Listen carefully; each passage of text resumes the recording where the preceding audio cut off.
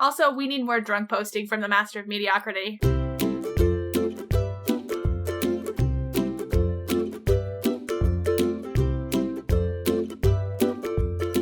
Because time is an illusion.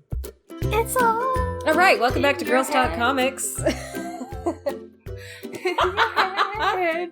In your head. Zombie Master Mediocrity. That didn't work.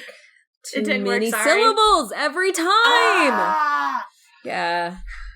Anyway, I'm going to get my introduction right this time. I'm the Master of Mediocrity, Erin. And I'm your Lieutenant of Literature, Jessica. That felt like so 90s intro. Sorry about that, everyone. It's okay. We got to lean into what we're best at, and as people who had our formative years in the 90s, I think it's fair. Comes from a very honest place. Speaking of honest places. Ooh, honest places, honesty, give me the truth. Speak your truth. We have a very truthful book. It's like a full fucking book, actually, that we're commentating on today. Is this a commentary, or is this like a review, or what are we, Erin?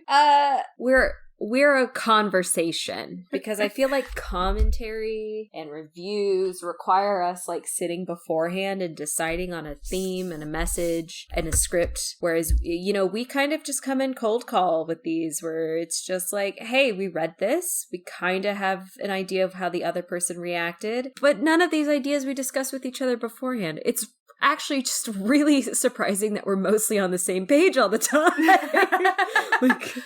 This is... Well, I guess that's true. Wow. We're unoriginal, Yeah. I guess, Erin. One day we'll have conflicting opinions and no redemption episode. It won't be a monstrous. One day we will legitimately just disagree on something. It'll break the universe, I'm pretty sure. It'll be such a test for our relationship, though. Like, it's true. Can we come back from that? We'll have an arc. Yes. Like a tournament arc? Yes! And they're shown in anime. But can it be like high school slice of life shown in anime? Because that's where it's at. Heck yeah. I really love those characters that have that laugh where they laugh into the back of their hands and their eyes are kind of rolled up. I love those characters because I'm like, you'll look like a fool every time. I'm just rolling through my favorites in my head right now. I couldn't be that character, though. Toradora is what I'm thinking of. The little petite girl who's like just angry all the time. I relate to her. You know, we're still very, very different because I'm not a character of a human in a cartoon, specifically in anime. I'm an American adult woman who's just angry. Isn't that the way that you know that you've graduated from weeboo status, is when you go, oh, my life will never be an anime? And like you just internalize that and you go, okay, well, that part of my life is gone now. And no more Naruto running through the school hallways. I think for me it was more being like, my life will never be an anime, and God am I relieved. Like, no kidding. The idea of maintaining that drama. So much stress. There's so much drama in it. And it's like, I would rather just not. Just imagine, like, with all the slice of life where it's like in high school and they have to go through this amazing coming of age story. Just imagine being in your 30s and meeting up with your high school classmates and being like, you remember that time when you were a shonen protagonist? Yeah, that was fucking weird. Just like, that's a conversation I never want to have. There's so much about high school I want to move on from. Like, my favorite anime and manga are the ones where the parents are exactly like that. You know, they're like, oh, I remember being a shonen anime character. You know what I mean? Like one day you won't be like obsessed with the hand holding, but today is not that day. Honestly, I love it when mothers are like that. When mothers come in and be like, I remember when that happened to me. And they're like, you've also been haunted by some spirit? What? And they're like, yeah, it happens all the time. That's kind of a good metaphor, though, if you think about it, because it's like, you know, every kid growing up thinks that nobody understands them. It's a good sort of mirror into the actual reality of what kids feel like. Parents don't understand, and parents are like, oh no, yeah, like, you think that you're alone in this, but you're really not. And I'd seen some shit too, little one. So. And now we got the weeboos that are coming in who just started watching My Hero Academia. Is that their first one? And I'm like, oh my god, you're an infant. You know, you gotta embrace them and protect them and be like, hey, so you're probably gonna watch a lot of weird stuff. And we're just gonna talk to you about how, no, it's not okay to be objectified at 14. All right, so we're gonna prepare you to not be groomed. Like, we're gonna cut that off ahead of time. God, that is exactly topical for what we're about to talk about. Magic. A little bit. Less weeaboo, more grooming and protecting from sexual assault. So we read the book Are You Listening? The graphic novel Are You Listening by Tillie Walden. And what were your thoughts on it? Okay, so my first thought was, like, what the fuck's happening, right? The visual style is very unique. It is one of those that takes a little bit to get used to. I don't know, how do I explain this? It's not that the art is bad. When I have problems acclimating to it, it's just that it's very visually different. It's very dark in this particular case because the first part of it happens at night. Yeah, it's very surreal. Mm-hmm. And so basically they're doing a road trip through West Texas. One is a runaway, 18-year-old runaway. And then the other one is another kind of runaway. I think she's 22. Two women. So they're just doing a road trip through West Texas. And sort of, they happen to have been neighbors. So they knew each other. And it doesn't really address the danger of hitchhiking as a woman. Or as a young woman. Like, they kind of, like, skim over that. But that kind of feeds into the surrealness of it, right? And the only thing that this kind of, I want to say, if anyone's familiar with Alice Isn't Dead, it is a sort of surreal noir love story about, exactly kind of like this is about, the back roads of America. So it's based on a trucker who's driving around America, and it's got this surreal feel to it where, like, crazy things are happening, like magic, and, you know, like this very neo-American sort of love story. A love story to the great vastness of America, and the way that it feels driving across such a large continent as part of an American experience. And I really felt that in this comic, because it's not too far into it whenever you really do start to go, this is weird. Like, the people aren't saying the right things. And I feel like it does feel alien, sort of, to drive from one state to another and realize that everything's different, even though you're neighbors. Feels very much like driving into a different country sometimes, and it's very jarring. They are all still in Texas. I know. Like, I don't think they ever leave Texas. Yeah. But it's still kind of that same feeling, I think. It, like, gives you that same sort of sense of noir, like, there's huge, vast amounts of space, and humans can't possibly fill this space up. And the humans that do sometimes feel very creepy. As someone who has driven through Texas a lot, it's how Texas feels. Yeah, like me in rural America, small town gas stations and stuff. If I went to a small town gas station in the middle of West Texas, I would also feel like, ooh, these people are fucking spooky. And that's just because of, you know, like, your mind does weird things when surrounded by huge amounts of space and little sleep on long road trips. So, like, yeah, I felt like that is the thing that stood out to me the most while I was reading this book. The tone of it felt very surreal and magical. Like, magical realism, but also, like, the themes were, in a weird way, like, supported by it.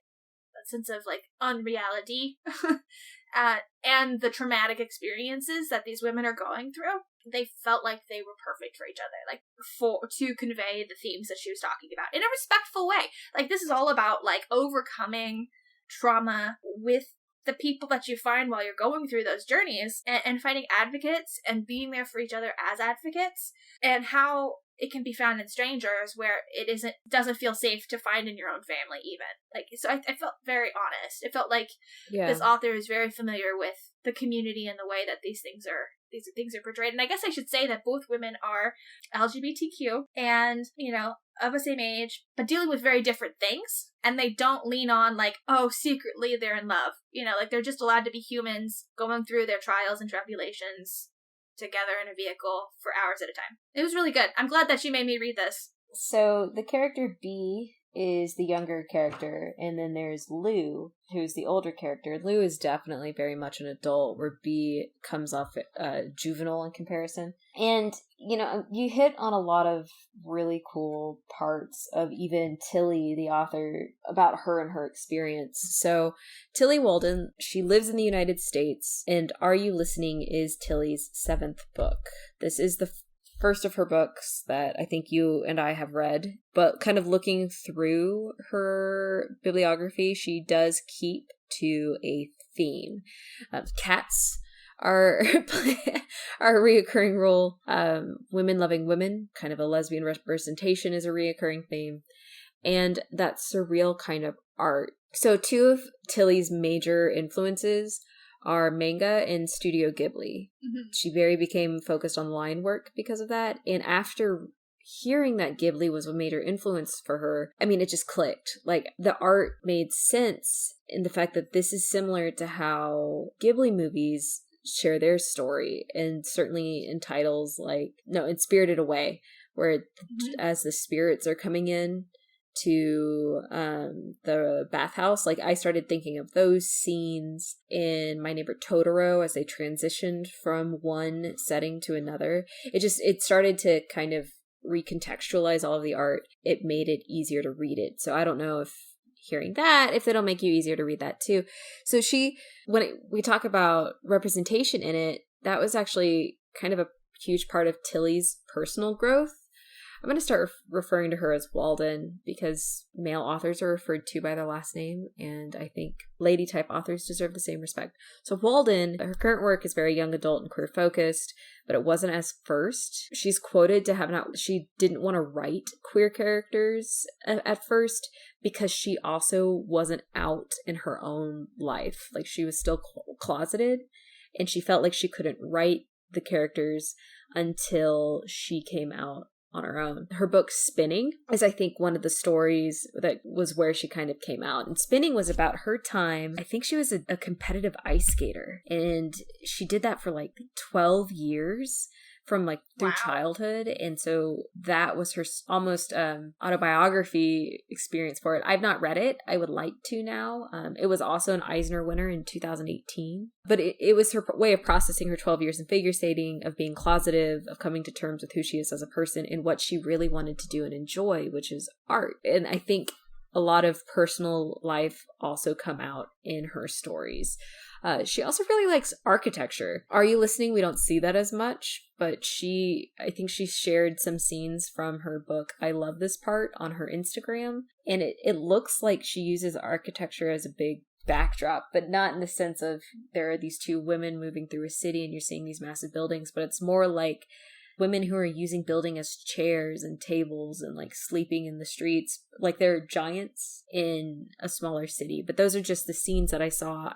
Again, not something I've read, but I mean, the architecture looks beautiful. And it adds that kind of surreal tone to it by having the proportions be so different. Anyway, so you touched on a lot of stuff that I think is really important to her as a storyteller and a person. I think you can tell her love of architecture and setting because she uses setting to such a large effect in this to sort of convey this surrealist sort of experience of wandering through empty spaces, both internally and externally, sort of navigating places inside of yourself. And I think it's always a very strong thing when people use empty space as just empty space. She does a lot of kind of leaving the edges to your imagination, or just there's a scene where there's a minor car accident and you see just black.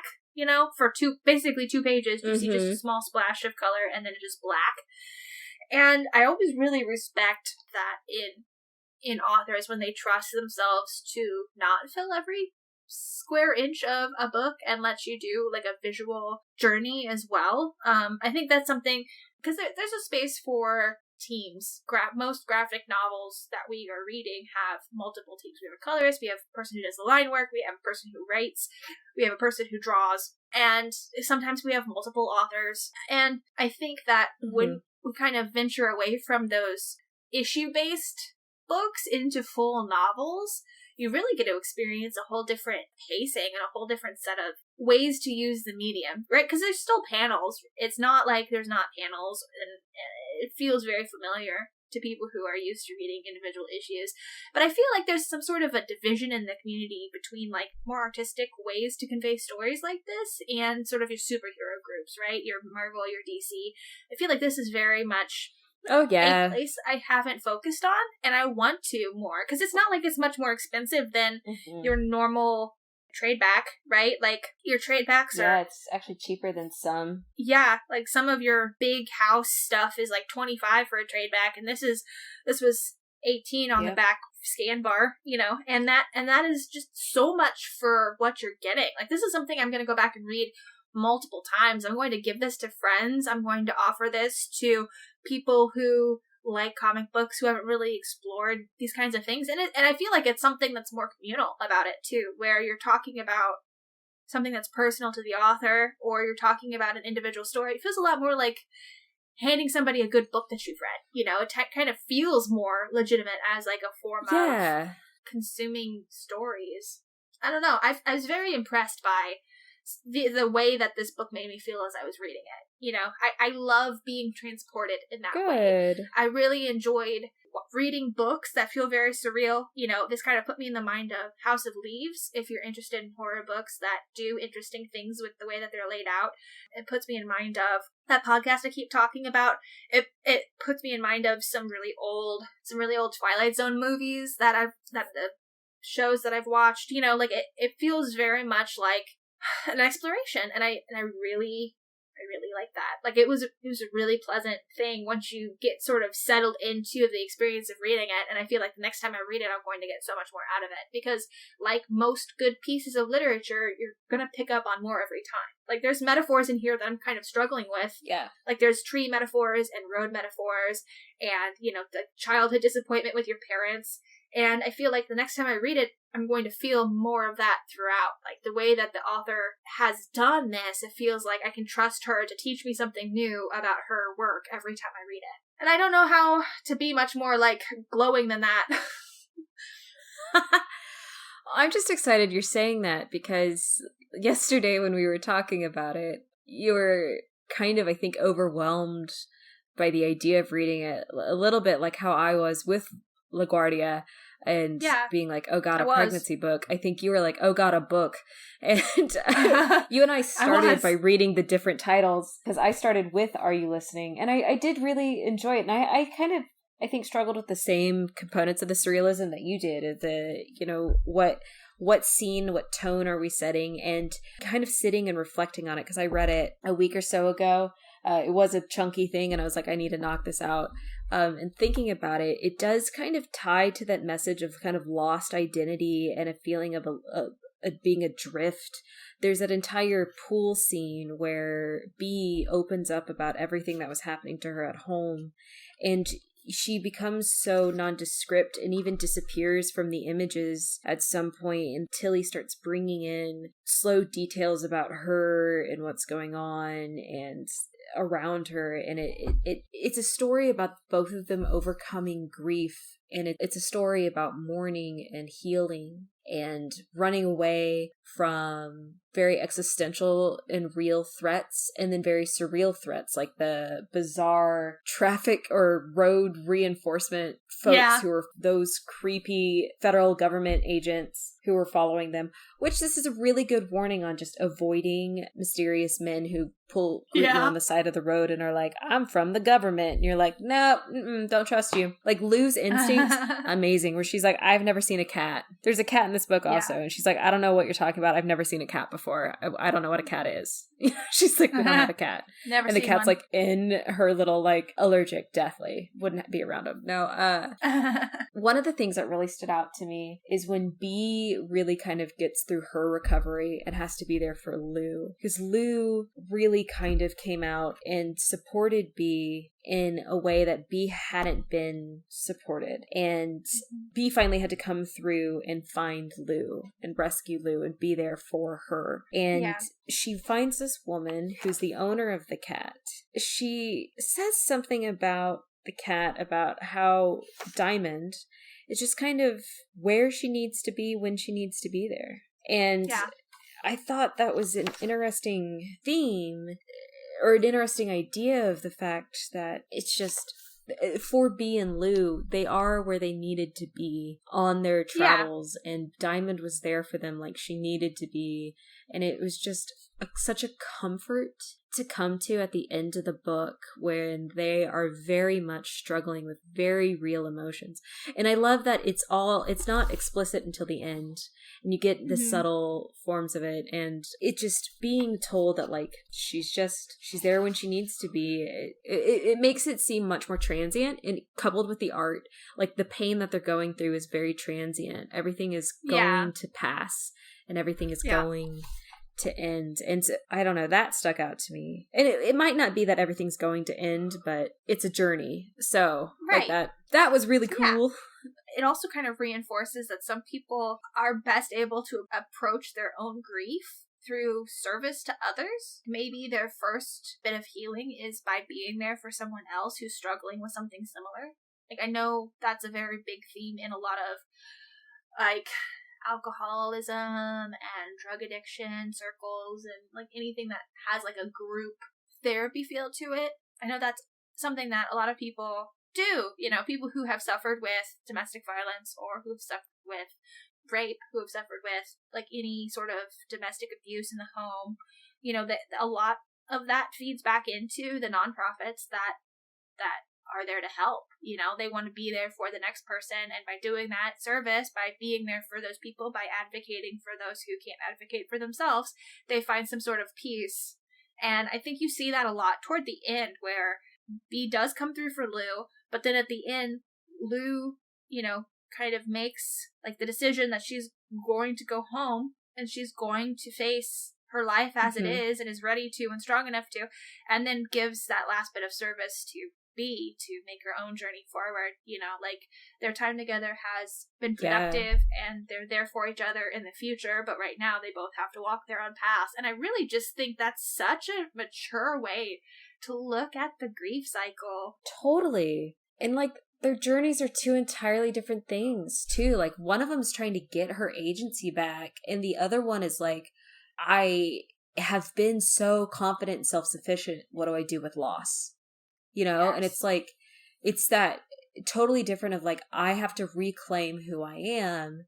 And it's not a dichotomy. It's not a spectrum. They're just, it's just different stories. And the other one's like, now I have to sit and I can't avoid it. And I can't keep working and doing and just suffocating under all this other stress and all this other pain. I have to cope with the fact that I've lost a beloved family member. So it's really poignant. The women loving women theme in this feels very genuine. Like a lot of the male gaze looking into the LGBT community is overly sexualized. And seeing, like, people I know in my real life, friends of friends, my personal friends, myself, you know, like, that's not how our reality is all the time. And sometimes the confusion there is, like, should it be? Because all of the things that we're seeing are these overly sexualized accounts of, like, being able to love a woman in an aromantic way that is still very real, you know, and supporting each other, like, as sisters, you know, instead of lovers, is a very strong thing that I think the evolution of their relationship too, like, right, like I just think it's so important that she's done this, you know, that Walden has really leaned into, because I know we want representation in romantic relationships, but I think there's such a strong need, especially now that the spectrum has opened up so much in the last couple of years, that I've seen people being much more vocal about being demisexual or asexual, or, you know, like romantically and like bi, or, you know, like all of these different ways to express yourself, you know, and seeing literature come out that kind of enforces that and leaves you space to sort of understand that relationships take many forms. And, you know, like this is a legitimate form of family. Like found family is legitimate, and every time I see that in a book, I find that very important. But also, you know, like you don't have to just marry or fuck your way into a family. Like you can create one through sisterly love, or through like just friendly love, and that's fine too. And in fact, that's sometimes more important. That might be the most important relationships that you form as an adult, when you finally are able to step away from drama and the struggle and the way that our society pits us against each other, and step away from the internalized misogyny, right? That is super important. Yeah. I think I was 25, 26 years old before I was able to just have an undramatic, non-showing, non-slice of life group of girlfriends that really actively supported each other, And that is so much an important part of my life now. I just couldn't imagine myself before it. And I just want women who are young to have exposure. I want women to be able to do that in high school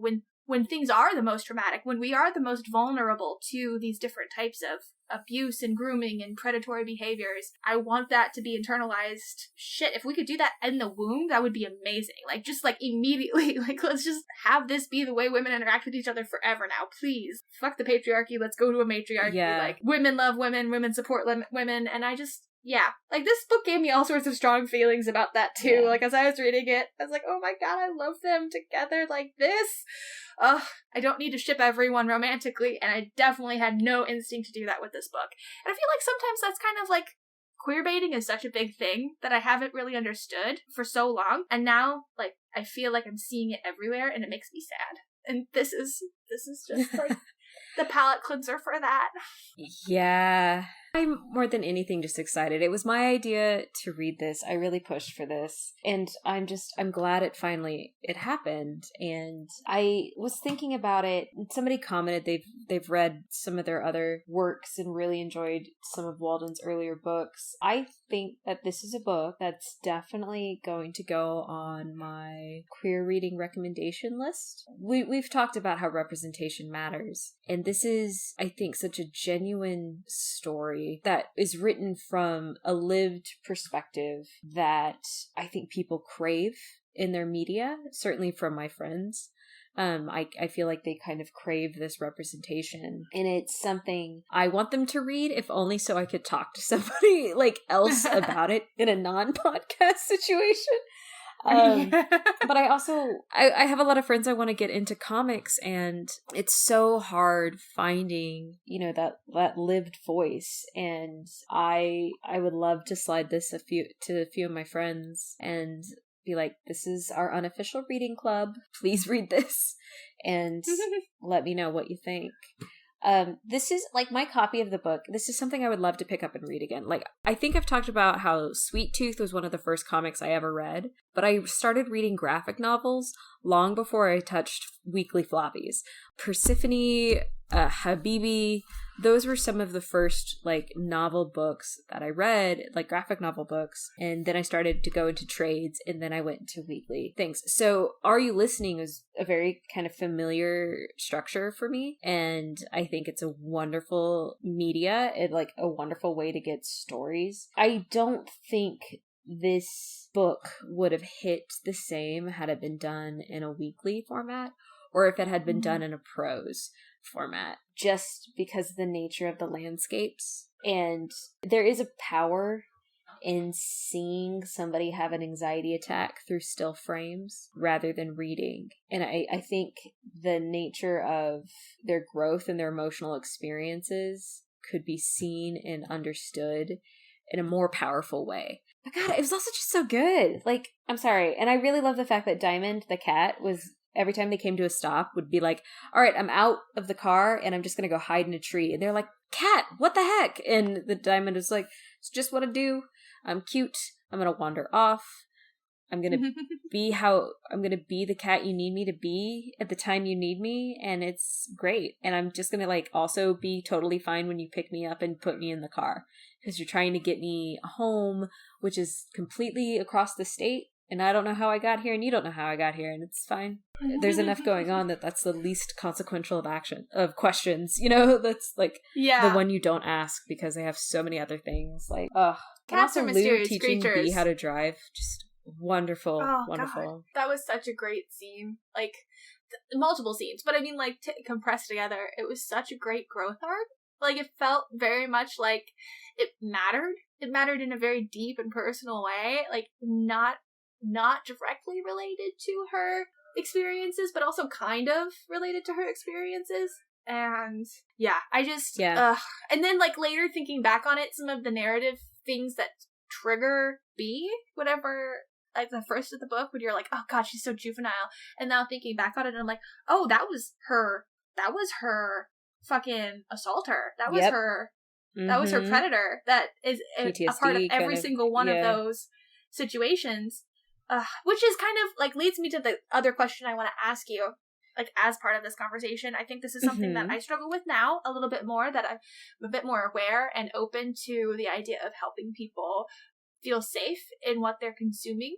How do you kind of reconcile recommending potentially triggering pieces of literature to people who might need this sort of representation in their life? Like, this is something that I've been struggling with, particularly in the last couple of months, because I found out about some very strong triggers in my friend group, and I want everyone to read, just like you said, because I want to talk about things constantly, even if, like, to do that, I have to start a podcast from the ground up. Like, I don't care. I want to talk about this, but also, like, I want to be a loving friend, and I want to be a safe place. And how do you kind of reconcile that when you're offering people looks in the world? Because I have a very low trigger warning base, but I also haven't had I've been privileged. I haven't had a lot of excessively triggering things happen to me. So, like, some people have that sensitivity that I don't have, and trying to be respectful for it. I want to know how you do that, because I respect the way that you respect others, I guess. Thank you. I also have a lot of experience in sales, so I am usually just honest about it. Usually when I'm pitching something, I start with how I experienced the book, because that it allows me to frame it, to judge interest, and not make any presumptions about the person I'm talking to. You know, if I see somebody come into the store who's buying certain comic books, who's dressed a certain way, might, for the sake of this book, like, in the nature of the shoppers, if they came in with a pronoun pin and a pride flag, I would put this as a potential recommendation. Now, this isn't a book that we've stocked in the store because it is a newer thing, fits a little bit outside of our realm and harder to get in. When I talk about it, you know, I'll talk about how it's a story about grief, how it's a story about overcoming agency and moving past trauma. And I'll use very basic terms and to introduce the idea and kind of gauge things. And like, I just make it kind of a polite part of my everyday conversation. I don't want to go up and be like, hey, this is a book about sexual assault and death. Because that comes off so strong. But if I say, you know, it's a story about these two women who are going through this journey of overcoming that, getting back agency, getting back, or moving past grief and coping with loss, it changes the tone to fit the book a little bit more, and it might better prepare people for it. It also shows that, it allows me to kind of bring it up a little bit more, and introducing themes, I can then say specifically it has to do with whatever topic is in the book. I also, when it comes to friends and making recommendations, I know some of them have the capacity to handle things a little bit better than others.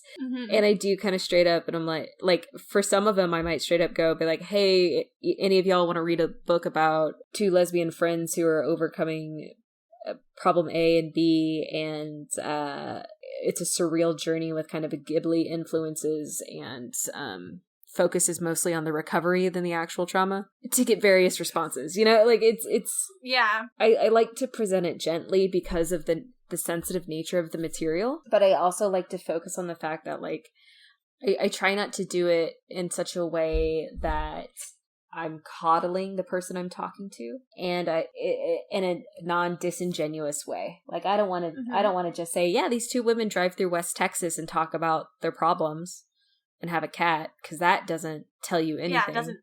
But even in the back of the book, Laura Ruby, who has the quote, she even uses the words "it'll break your heart," and it's a good frame. It's a good back matter. I try not to use. Yeah, definitely. I try not to use words that aren't already included in the advertising for the book.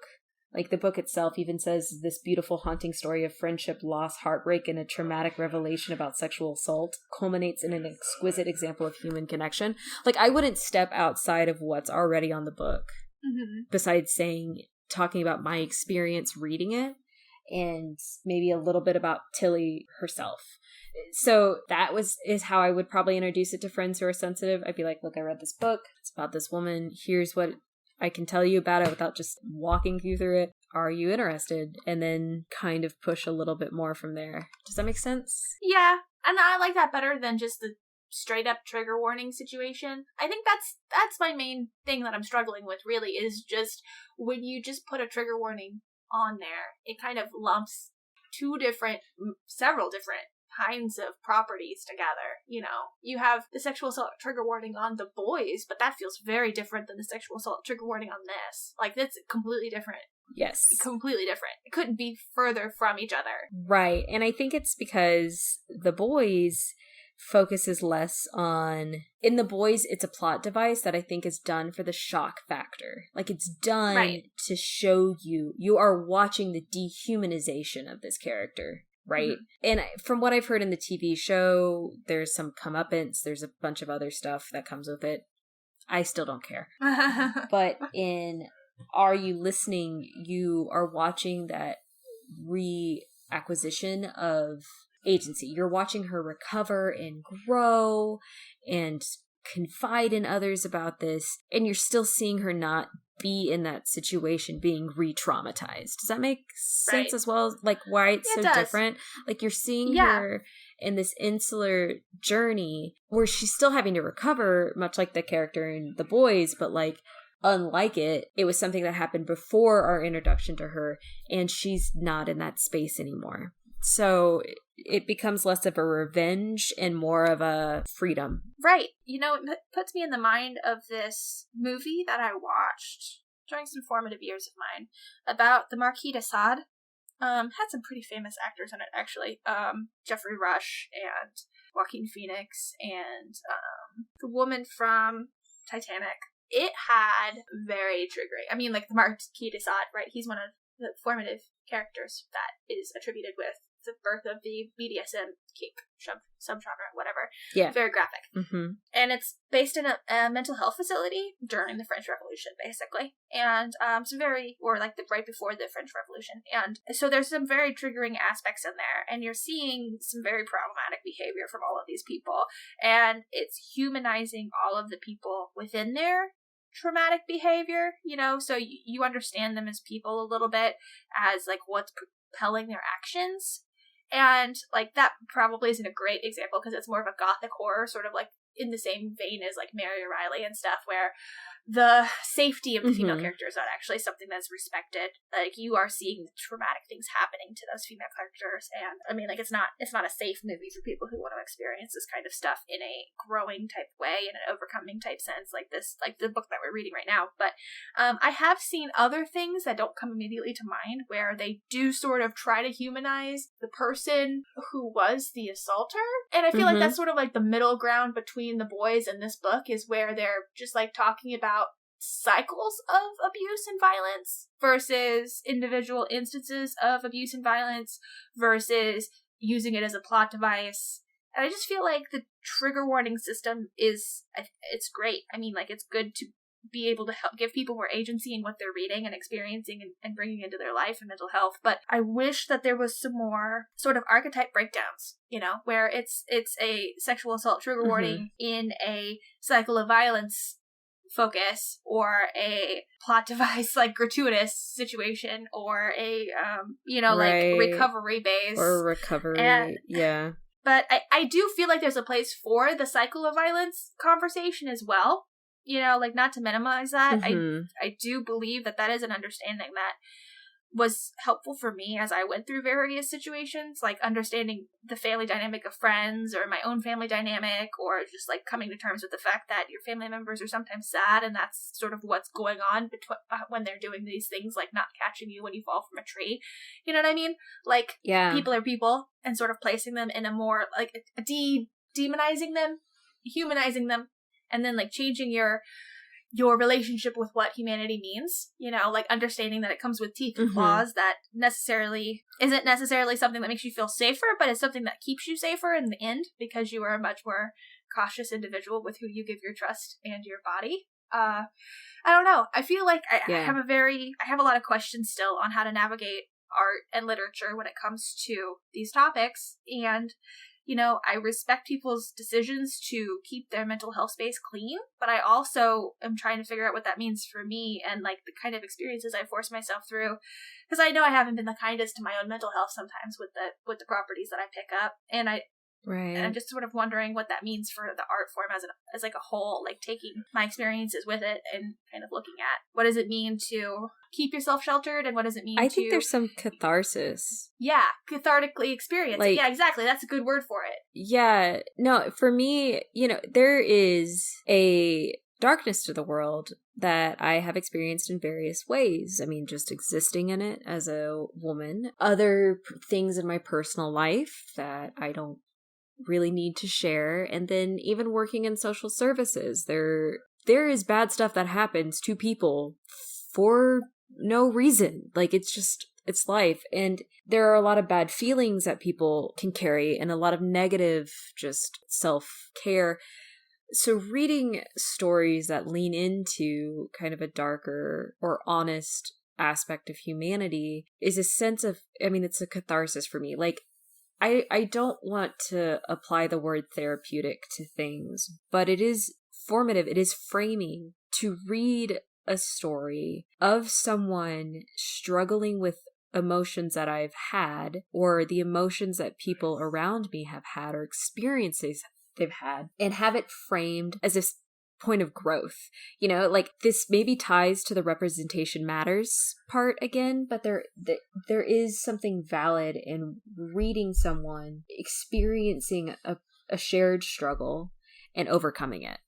And that's kind of what I like about the book. And it's also, there's like all kinds of different feelings for it. I mean, there's a lot of media I enthusiastically avoid. Like I avoid The Boys for personal reasons. I don't really think it has a narrative that I want. I tried it and I was like not feeling it. I avoid Game of Thrones because I do also think it's gratuitous violence with very little narrative payoff. But that's also just a preference for storytelling. And I avoid a lot of other shows that exhibit like just violence for the sake of there's darkness and violence because I know it. I help people overcome all different kinds of violence. I make those active choices for myself by doing research and by trying it and just going, nope, this isn't going to work for me and moving on. But for material like this and for a lot of other books, I do lean into kind of sadder stories. I lean into stories that have morally ambiguous or place things more firmly into that gray, kind of transient, ephemeral area. And it doesn't put me in a position where I forgive people. Like it both allows me to have a more flexible, empathetic perspective, whereas at the same time solidifying where I feel morally about right and wrong. I can read a book about a villain or watch a show about a villain and I can go, man, that person has had a crappy background. They've had a painful growth. They have had horrible things happen to them, but they are still acting out evil and that is unacceptable. But like I can still understand them. I can still put them in that is an evil thing to do camp. Like I can still delineate between finding them to be empathetic characters and also evil characters.